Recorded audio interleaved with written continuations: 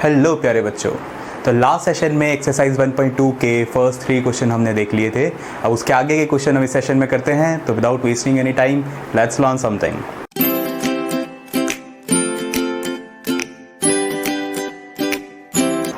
बच्चा एक्सरसाइज 1.2 का question number 4 आपको कहता है कि HCF of 306 and 657 is 9। HCF value given है, तो LCM वैल्यू निकाल के लेके आनी है।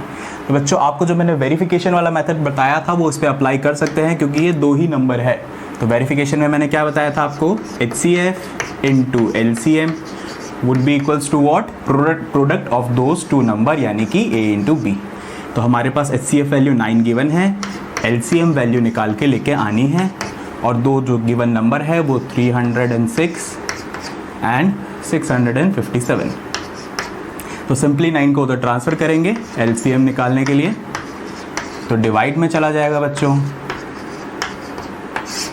कुछ कैंसिल आउट हो रहा है, 3 की टेबल से आप इसको कैंसिल कर सकते हैं 3 टाइम्स, इसको 102 टाइम्स, और फिर से 3 की टेबल से 3 3 9 34 टाइम्स। तो 34 इंटू 657 जब आप करेंगे तो आपको प्रोडक्ट करने के बाद मिलेगा आंसर 22,338।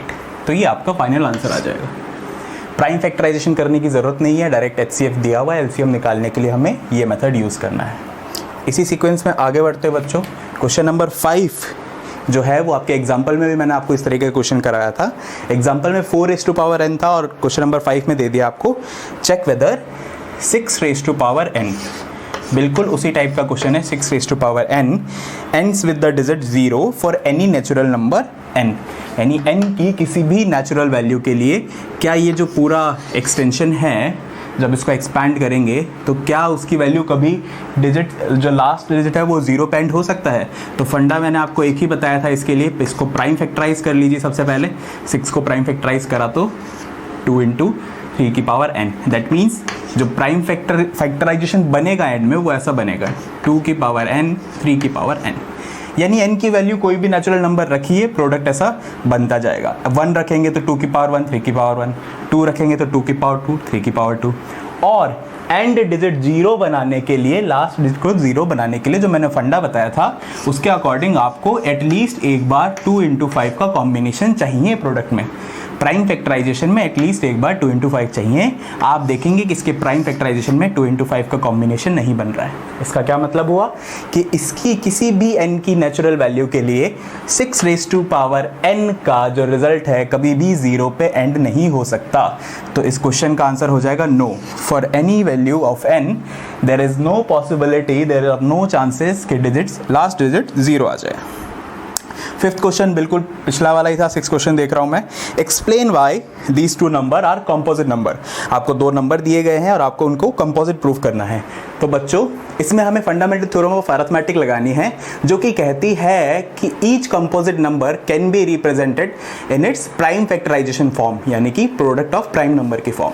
तो हमें इसमें वही करना है। क्या करना है आपको, 2 नंबर गिवन है, हम ट्राई करेंगे कि सबसे पहले उनको प्राइम फैक्टराइज फॉर्म में बना सके, यानी प्रोडक्ट ऑफ प्राइम की फॉर्म में कन्वर्ट कर सके। तो कैसे करना है, पहले पार्ट इसको देख लेते हैं। पहला पार्ट जो इसका है, इसमें है आपको 7 इंटू 11 इंटू 13 प्लस 13।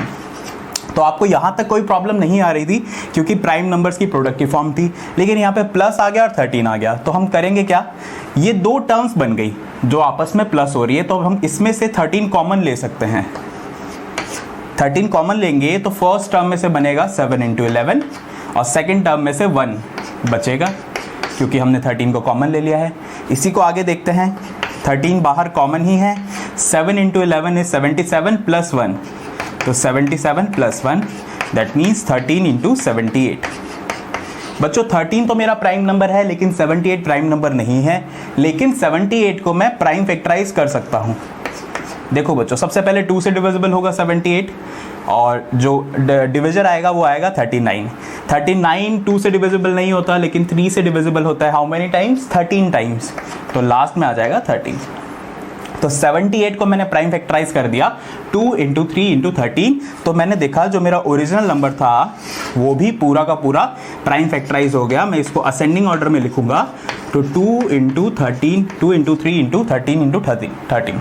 तो मैंने देखा जो मेरा नंबर मैंने स्टार्ट किया था उसकी प्राइम फैक्टराइजेशन फॉर्म बन गई। दैट मीन्स ये प्रूफ हो गया कि मेरा पूरा नंबर कॉम्पोजिट नंबर है, क्योंकि फंडामेंटल थ्योरम ऑफ अरिथमेटिक मुझे कहती है कि हर कॉम्पोजिट नंबर को प्राइम फैक्टराइजेशन की फॉर्म में लिखा जा सकता है। तो मेरे को करना क्या है, किसी को भी कॉम्पोजिट प्रूफ करना है तो उसके प्राइम फैक्टर्स बना के बता देने हैं। जब भी प्राइम फैक्टर बन जाएगा तो मैं बोल दूंगा कि वो कॉम्पोजिट नंबर है। इसी तरीके से अगला क्वेश्चन है बच्चों, इसका सेकंड पार्ट है। उसमें आपको क्या दिया हुआ है, 7 into 6 into 5 into 4 into 3 into 2 into 1 plus 5। तो बच्चों इसमें भी आप देख पा रहे हो कि दो टर्म बन रही है, एक तो पूरा ये जो प्रोडक्ट वाली टर्म है और एक ये सिंगल टर्म। तो दो टर्म्स है, दोनों आपस में ऐड हो रही है। तो हमें करना क्या है, उसमें से 5 कॉमन ले लेना है। पहली टर्म में से 5 कॉमन लूंगा तो मेरे पास बचेगा 6 इंटू 4 इंटू 3 इंटू 2, और दूसरी टर्म में से क्या बचेगा 1। 5 कॉमन ले लिया। अंदर जो पहली टर्म प्रोडक्ट में है उसको प्रोडक्ट करके देख लेता हूँ मैं कितना बन रहा है। 7 इंटू 6 इज 42। इधर से देखेंगे तो 42 इंटू 6 इंटू 24, 42 इंटू 24 जो मेरे पास बनेगा 1008 बनेगा। और लास्ट में सेकेंड टर्म क्या थी 1, तो मेरे पास क्या बन गया 5 इंटू 1009। बच्चों अब यहाँ पे आपको चेक करना है, आपकी प्रैक्टिस करनी है। 5 प्राइम नंबर है, मैं आपको बता रहा हूँ कि 1009 भी प्राइम नंबर है। आप इसको चेक करेंगे 19 तक और देखेंगे कि जो मेरा नंबर स्टार्टिंग में ऐसा दिख रहा था अब वो अपनी प्राइम फैक्टराइजेशन की फॉर्म में दिख रहा है। दैट मीन्स वो कॉम्पोजिट नंबर है according to fundamental theorem of arithmetic. तो बच्चों अगले क्वेश्चन की तरफ चलते हैं। तो बच्चों एक्सरसाइज 1.2 का लास्ट क्वेश्चन देख रहे हैं, क्वेश्चन नंबर 7। क्वेश्चन नंबर 7 एक बहुत ही अच्छा क्वेश्चन है। कहता है कि there is a circular path around a field, यानी कि एक सर्कुलर पाथ है और Sonia takes 18 minutes for 1 round. तो सोनिया मान लीजिए कि ये स्टार्टिंग पॉइंट है, यहाँ से स्टार्ट होती है, तो एक राउंड कंप्लीट करने में सोनिया को 18 मिनट्स लगते हैं, 18 minutes. And Ravi takes 12 minute for the same, और रवि को कितना टाइम लगता है 12 मिनट।